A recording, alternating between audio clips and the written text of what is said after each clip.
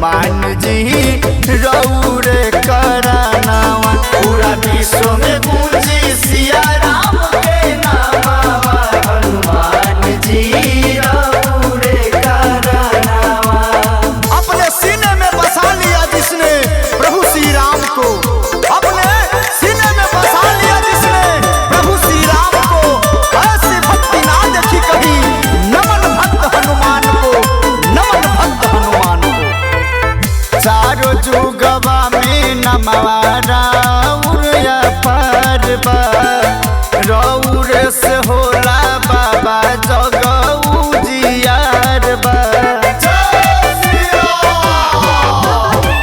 चारों जुगवा में नमवा राउर अपार बा, रौर से होला बाबा जगऊ जियार बा।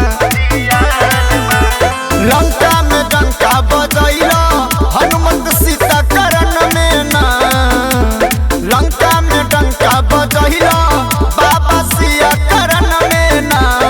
हरदम विश्व में तो पूरा विश्व में गूंजी राम नाम के नामावा, हनुमान जी रौरे करानावा। हरदम विश्व में गूंजी सिया राम के नामावा, हनुमान जी रौरे करानावा। ना हम किसी धर्म को बुरा कहेंगे, ना हम किसी धर्म को बुरा बताएंगे, ना हम किसी धर्म को बुरा कहेंगे, ना हम किसी धर्म को बुरा बताएंगे। हिंदू धर्म से है, जब तक हमारे शरीर में जान रहेगा सनातनी हम कहलाएंगे।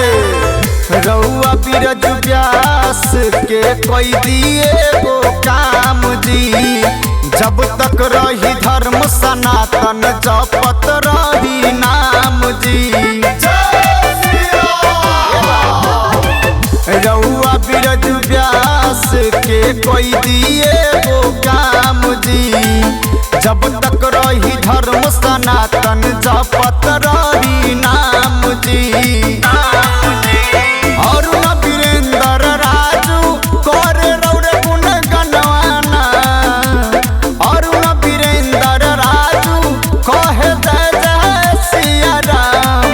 पूरा विश्व में तो पूरा विश्व में